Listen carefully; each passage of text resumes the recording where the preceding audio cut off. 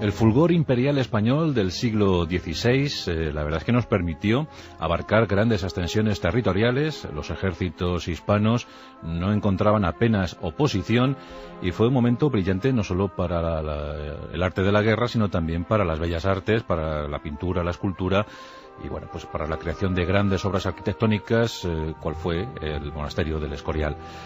Pero eso no libró a España de fuertes disensiones internas sobre cómo debían llevarse las cosas y cómo debían conducirse los asuntos en el exterior. Y no menos conatos conspiranoicos se produjeron en la propia corte española. Los reyes Carlos I y Felipe II fueron testigos de muchísimas refriegas, de grandes enfrentamientos políticos que pretendían hacerse con el poder, o por lo menos con el favor del monarca. Uno de los principales ocurrió en 1578. Por entonces existían dos facciones políticas muy marcadas en España. Por un lado, el bando conservador, en el que militaban personajes tan insignes como don Juan de Austria, el vencedor de Lepanto, o el propio duque de Alba, tan temido en los Países Bajos. En el lado más liberal, pues se integraban otros personajes también muy notables.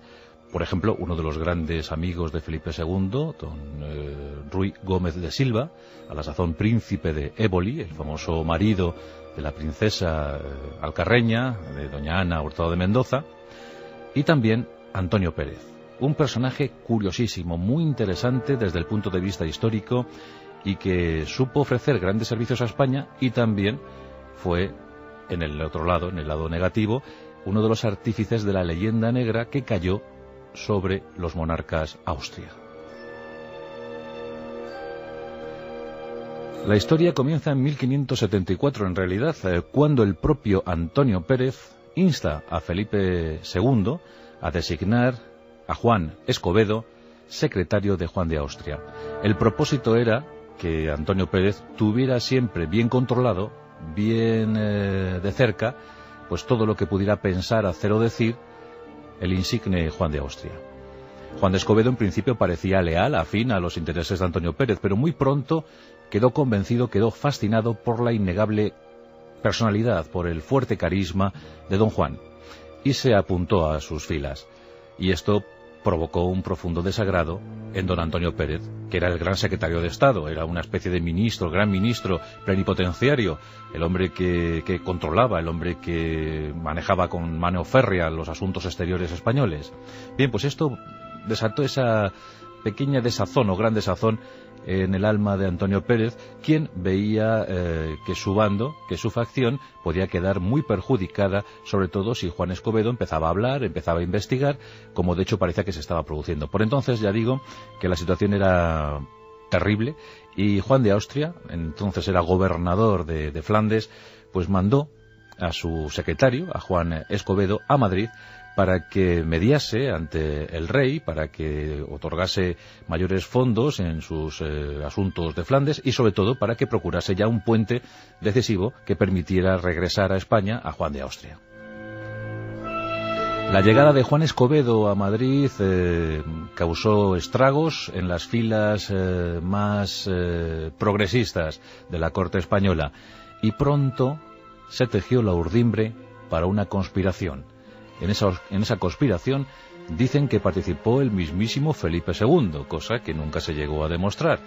Pero lo cierto es que Antonio Pérez sí que participó de forma decisiva, encargando a unos sicarios que el 31 de marzo de 1578, cerca del Palacio Real de Madrid, a eso de las 7 de la tarde, Juan Escobedo fuese asesinado.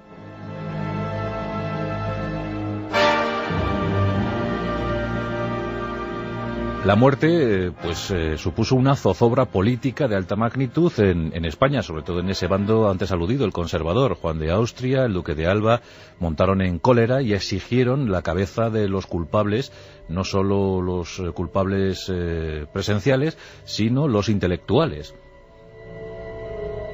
Felipe II se tapó ante este grave asunto, pero no pudo impedir que se detuviera Antonio Pérez como gran instigador de aquel asesinato.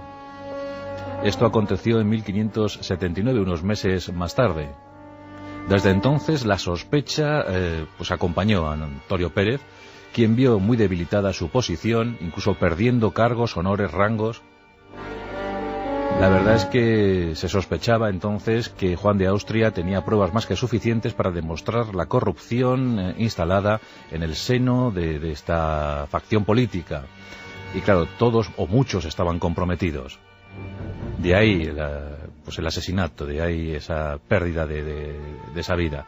Bien, pues durante los siguientes años Antonio Pérez sufrió cárcel en un par de años y luego pues acabó huyendo en 1589 a Aragón. ¿Por qué? Porque era hijo de aragonés y los fueros aragoneses le protegían al tener su raíz natal en aquella tierra. Exenta, libre de la jurisdicción judicial, no podían entrar los jueces del país en Aragón porque poseía sus propios fueros. Se buscó entonces la excusa para encausar a Antonio Pérez, y esta fue la de la Santa Inquisición, que esa sí tenía plena operatividad en todo el territorio español. El Tribunal de la Santa Inquisición acusó a Antonio Pérez de hereje, se le sometió a tortura y este confesó al fin su participación en el crimen. Esto acontecía en 1590. Los aragoneses también se enrabietaron, incluso hubo disturbios callejeros pensando en proteger a uno de sus hijos. Antonio Pérez acabó huyendo a París, a Francia. Allí se asentó en la corte de Enrique IV y desde entonces comenzó a preparar toda esa leyenda negra que se cernió sobre los Austria. Dio algunas informaciones a los franceses para su invasión posterior de España, y como esta no fructificó, no acabó bien, pues Antonio Pérez tuvo que buscar un segundo exilio, en esta ocasión en el Reino Unido, en Inglaterra. El asalto inglés a Cádiz de 1596 se debe en buena parte a las informaciones proporcionadas por Antonio Pérez. Pero también cayó en desgracia en aquellas latitudes y abandonó la política para dedicarse a la literatura. Escribió algunas obras, dos en concreto, Las relaciones y las cartas, que tiñeron de negro el mandato, la corona, la monarquía de Felipe II. Murió en 1615, el 7 de abril de 1615, en París. Y desde luego, en el debe y en el haber hay que poner cosas favorables y cosas muy perjudiciales para España. Pero sobre todo eso, que se le considera uno de los artífices de la leyenda negra española. El despechado, el desheredado, el acaso traicionado por su señor, Antonio Pérez.